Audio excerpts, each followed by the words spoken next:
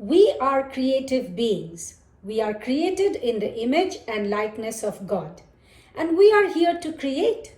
We create with our actions, we create with our words, and we create with our thoughts. Now imagine when we do work that doesn't reflect who we truly are, that has no meaning to us, that's not creative. What are we essentially creating? More of that, what we don't want. And when we create what we don't want, we also simultaneously create more stress, anxiety, depression, panic attacks, and all kinds of mental, emotional, and physical disorders. When we do things we detest, like work in jobs we hate, we create dissonance within ourselves as a sense of meaninglessness fills our lives. To fill that void, we do all sorts of things. Buy things we don't need, accumulate materials to feel secure, try to acquire more power, popularity, possessions, as we want to recompense that sense of meaning we have lost by other activities, intent upon what we can gain, what we can attain, what successes we can obtain, but all of that cannot substitute the lack of genuine meaning in our lives. We become emotionally attached to our objects, materials, property, furniture, apartments, cars, and much of such stuff.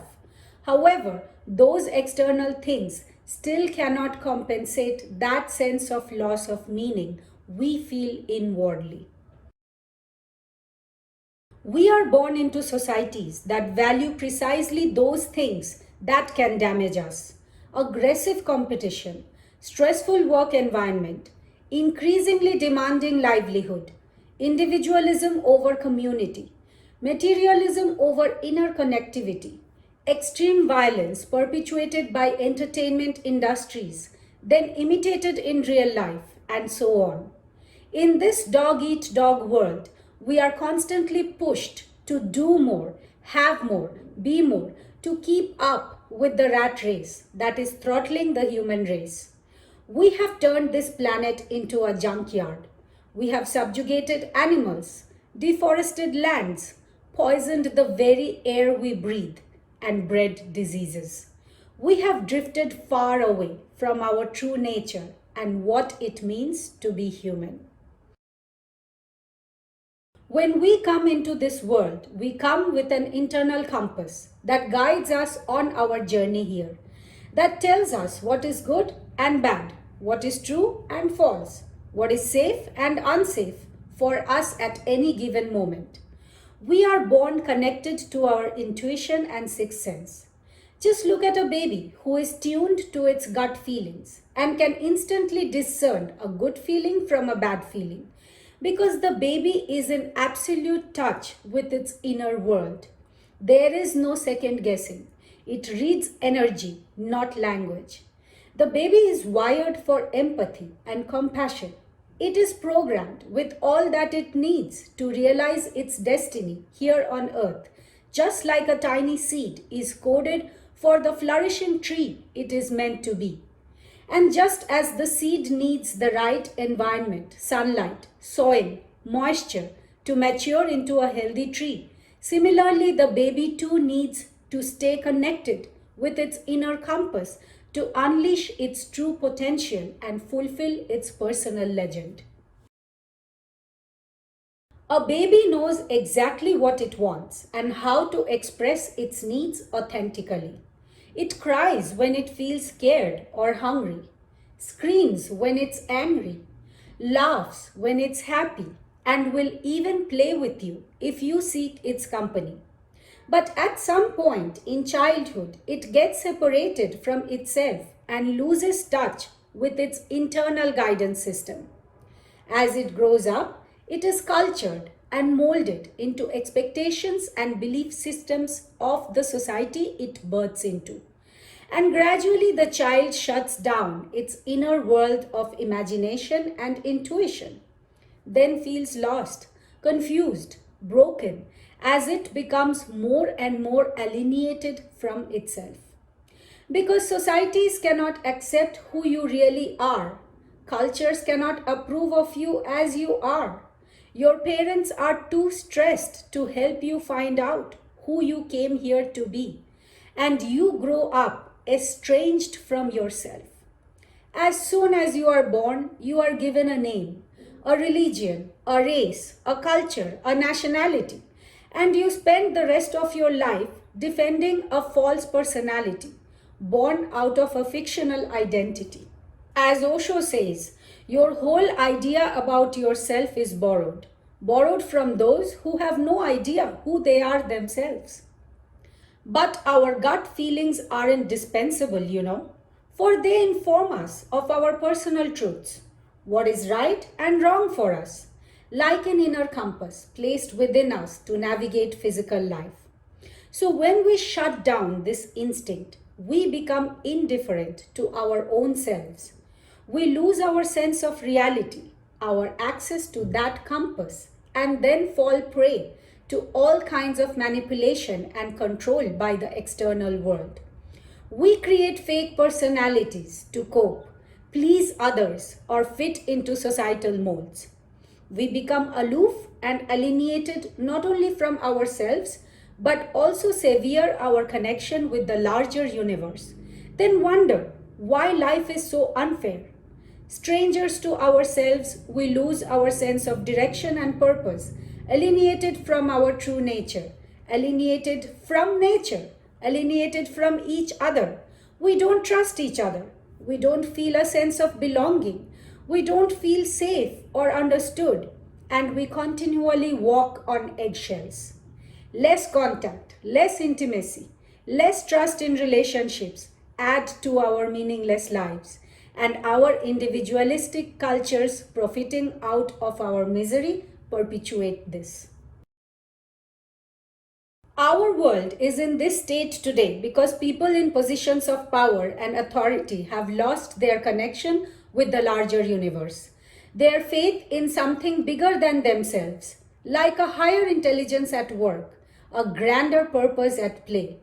Therefore, disoriented and confused, they started manipulating others and accumulating materials in order to feel secure. This power hunger gave birth to all kinds of dysfunction in our societies.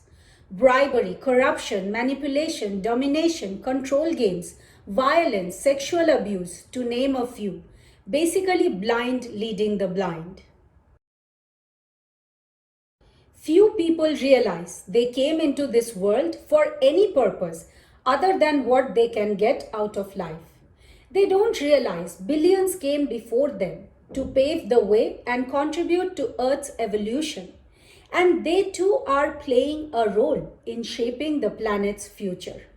Most people don't have faith in some higher power. Their lives are so tapered and pinched that they cannot fathom a connection with the greater universe. They can't see the bigger picture. They think too small and remain blind to the helping hands of a loving universe trying to reach out to them. God really wants us to thrive, not just survive. Mankind has placed its faith in invisible viruses and disease-causing microbes, but does not trust the invisible hand that created this universe and all life in it.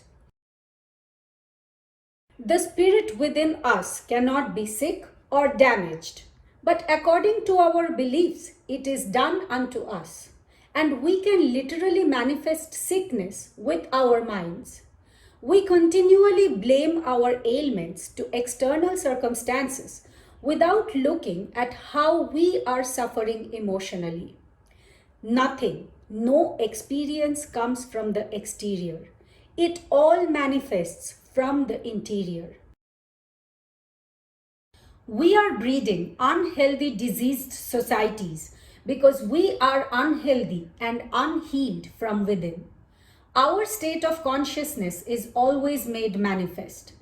Children take on the beliefs of their parents, growing in the image and likeness of the dominant mental and emotional climate at home, and get sick if the home ambience is unfavorable. This pandemic is like life informing life about life, a mass protest at the level of collective human consciousness. As living conditions here on earth are deteriorating at a faster rate than ever before. I know it is hard to break out of societal patterns, cultural expectations, because sometimes our survival is at stake. But we are doomed as a species if we don't, especially when those belief systems are dysfunctional and disserve us. Our societies and economies are constructed towards selling products that replace that loss of meaning, constantly feeding our minds, telling us what to do, what to think, what to value, what to achieve, what is good and what is not. In other words, doing all the thinking for us. Let me ask you, do you own your mind, or is your mind owned by your beliefs? If you don't think for yourself, the collective mind will think for you. That mind which believes in sickness, disease, accidents, destruction, control, manipulation, violation, and more such damaging programming. You are belief expressed. There is no external evil. All evil is in the mind. God doesn't judge or punish. All kinds of destructive thinking create the destruction we see in the external world. And because you have lost touch with yourself, you have lost purpose and meaning in your life. You have succumbed to the dictates of a society that doesn't have your best interest at its core. It is easy to feel disappointed, to lose faith in the face of fear, seeing all the negativity in the world. But you cannot let the news headlines make you lose hope. Your fears and limiting beliefs take you away from your inner guidance. Nevertheless, you can regain that connection, rekindle empathy and compassion, honor your intuition, and take back your personal power. It takes practice, patience, persistence, and perseverance to restore yourself, leave the path of desolation, repair the despair, heal childhood wounding, and walk fearlessly in the direction of your dreams. You are the one that holds true clarity, the roadmap to your destiny. It is absolutely absurd to do things you don't like, to spend on things you don't want, to please people you don't like, or to teach your children to follow in the same track. Most people don't take out the time to figure out their passion and purpose in life. They haven't done any soul searching to find out what gives them real joy. Let me ask you this. What would you like to do if money were no object? How would you really enjoy spending your life? Whatever is your answer, start doing that now. Today, right this moment, before life passes you by. You don't have more time to dilly-dally. The thing is, if you don't make any excuse to start now, you will never start. I'm not saying quit your day job or cut off your main source of earning. You can start pursuing your passion on the side and gradually grow into it as a profession. Your job is not to worry about making a living, but to make a life. And when you do what brings you meaning and joy, you will be supported by the universe. You needn't worry about your survival. It is when you lose faith in that higher power and fall into fear that you also fall prey to the manipulations of society. We are all guided on our life paths. When we stay connected with our heart intelligence, we lose fear because we feel the cosmic guidance in our intuitive imaginings. This is the divine vaccination against any disease or pandemic. Spend less time on TV, Netflix, social media, or allowing external stimuli to make your life choices for you. Instead, sit in silence with yourself and explore your inner senses. We are multidimensional beings having a human experience in the physical body. And often, creative solutions to our problems can be encountered in other dimensions, such as in dream states or inner awareness. If you get an idea, stay with it, explore it, stretch your imagination to its possibilities. Become the idea, look at it from the inside as the idea itself. Contemplate, reflect, ponder. How would life look like when lived from this inner space? What would your choices look like? What would you do differently? Follow that inspiration. What your soul longs to do. That is where will be found your joy. When you are in alignment with your life purpose, you will experience inner peace. That is success. You are not motivated by external things such as power, possession, popularity. Those may be byproducts of your work, but not the main motivation. And you will be abundant. You are a child of the cosmos and you came here with an intention. So trust that you will be taken care of when you establish connection with your inner senses and follow your destiny path dotted with your desires and dreams. That is when you create meaning and purpose in your life. Use visualization, use imagination, and expect great things despite the pain you see all around you. Because it is in your expectation that you create room for miracles. You were born to play a magnificent part in life's great game, but you cannot play your part until you are convinced of it. You fuel your life purpose with your desire and longing for experience. So, get back to your true nature, regain your sense of connection with nature, and coexist in harmony and respect for all living things on the planet.